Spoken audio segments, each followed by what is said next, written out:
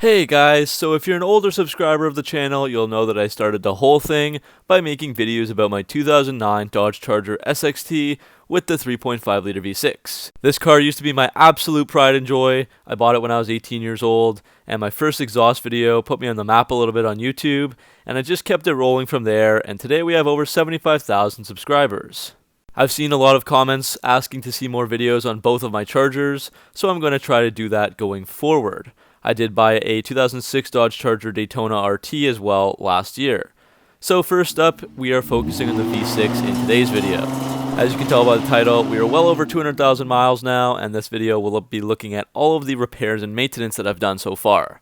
So the V6 is now exactly around 340,000 kilometers. It's a Canadian car, which is over 211,000 miles, and it's still going and I'm still driving it to this day. So here's a walk around of the car at its current state, and we will talk about everything more in depth as the video goes on. Just wanted to give a quick overview to start the video. I'm sorry I can't actually show you my mileage because my dash/cluster lights went out at about 280,000 kilometers or 170,000 miles. Every once in a while though, the dealership will plug some fancy scanner into the computer system and read it out for me when I get my oil changes. That's kind of how I keep up with that. Obviously the look of the car has changed, so you'll see various footage of the car throughout the years. So I want to take a look at a list of all the repairs and maintenance that I've done to it during my time owning the vehicle, and also that will give you an idea of what to expect if you've got a similar year Charger or even a 3.5 liter Chrysler engine. As for some important details before we get started, for the prices I'm going to try and find a generic price for each part from a website like RepairPal to keep things consistent.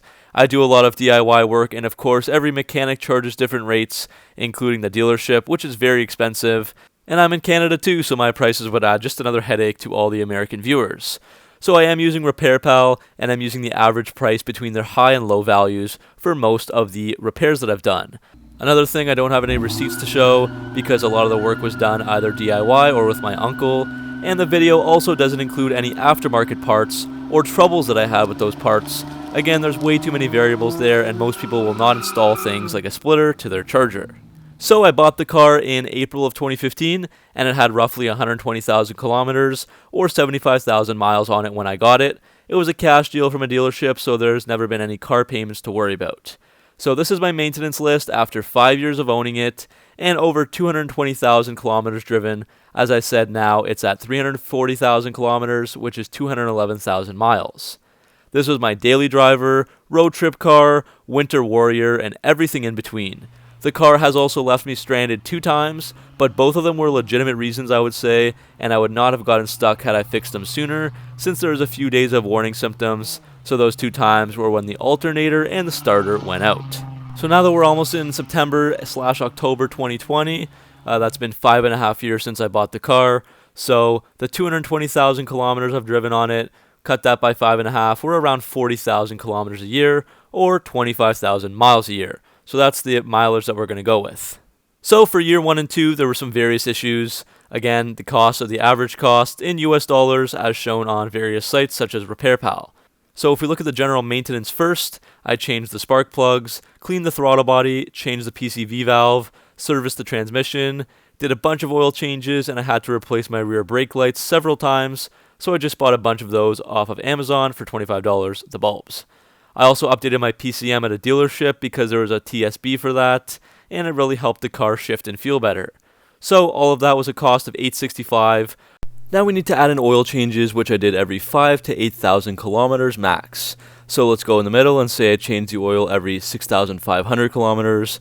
As we said, each year on average I drove roughly 40,000 kilometers, so 40,000 divided by 6,500 is going to be roughly 6 oil changes per year. So for the first 2 years we are looking at 12 oil changes. and I'll just say they're 50 bucks each. Year 1 and 2 also saw some other minor and major repairs. This is where the costs really start to add up. The first gen LX is known for its terrible suspension, and mine continues to need repairs over and over again. So I did the front end once during these 2 years, which involved the upper and lower control arms, which is 4 parts there, bushings, and sway bar links. I also did the front tie rods, can't remember if they were inner or outer, and the rear shocks. So that was at least $1,650 in just the suspension alone. Apart from that, there was a brake job, which involved changing the pads and rotors in all 4 corners, just standard stuff there. My rear axle seals were leaking and had low fluid, so that needed to be fixed. And my alternator conked out, which then killed my battery and left me stranded on the road for the first time, so chalk up a new alternator and battery. So that all adds up to a whopping $3,315. Also, within these 2 years of fixing everything under the sun, there were some engine issues. I had the fairly common 3.5 liter engine ticking noise, which was diagnosed to be the rocker arm assemblies, and both sides were fixed not once but twice. I did have some third-party powertrain warranty that covered the entire thing, so I paid $0 for that, but I will say the ticking never really got that much better after fixing it. Today it still ticks very loudly. I'll put up a video on screen now.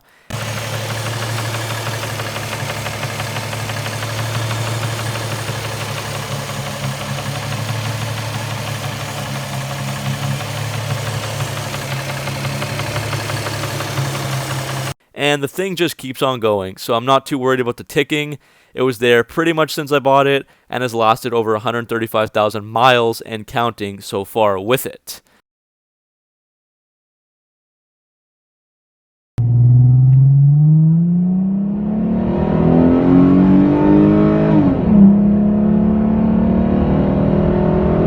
The one important fix was the water pump and timing belt. This was preventative maintenance that needed to be done at 100,000 miles.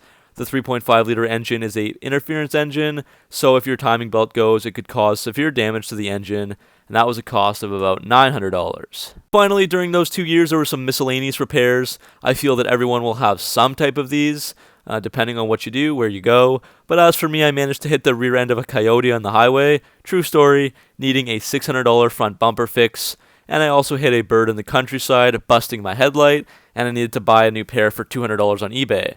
I also got a busted windshield from homecoming at my university, when I'm assuming some kids stomped on the car overnight, probably hammered out of their minds, and that cost $250.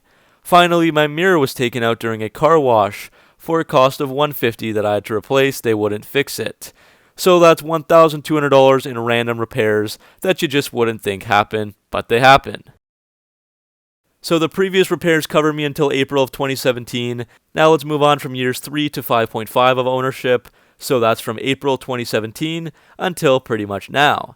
I will say that things did improve after those 2 years of fixing everything. Maybe the previous owner was negligent and just didn't give a shit about maintaining the car, but things did get better for me.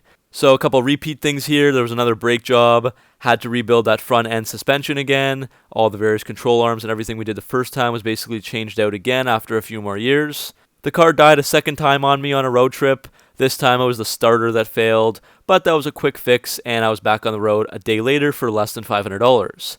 Add in some more oil changes, another 6 per year times 3.5 years is roughly 21 more of them. So after the 5.5 years of driving, the total repair costs are as follows. General maintenance at $865, oil changes at $1,650, brakes at $1,000, other parts and repairs at $1,530, suspension at $2,850, the engine at $3,330, and miscellaneous at $1,200.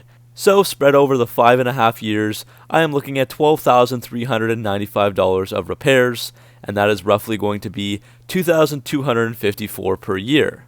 Of course, the 2 rocker assembly fixes are a big chunk of that at $2,400, and it's also something that I wouldn't have fixed if I didn't have the warranty, and I truly believe the engine would still have been fine as it continues to make the noise to this day, but it's there in the math anyways.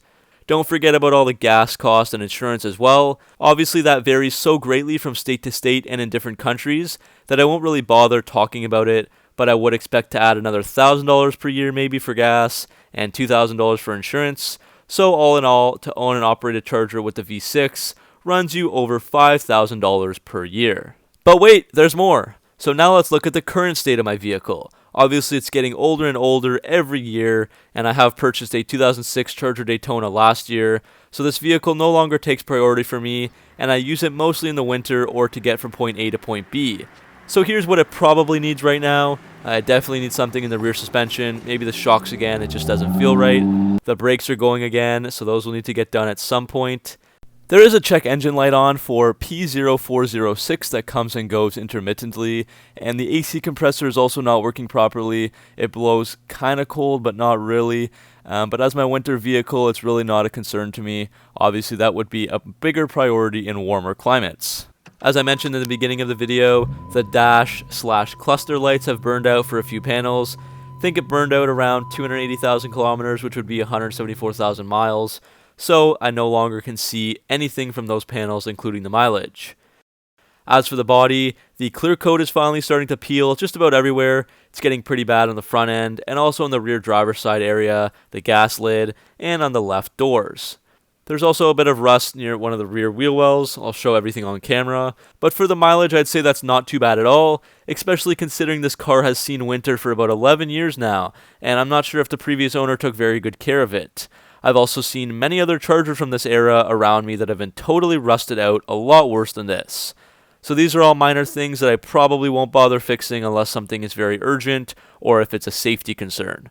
As of today, she keeps on ticking.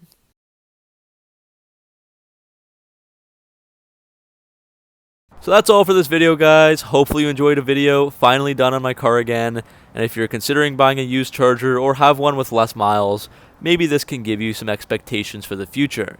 So thanks for watching. Make sure to like and subscribe for all your Mopar content, and I'll see you guys in the next video.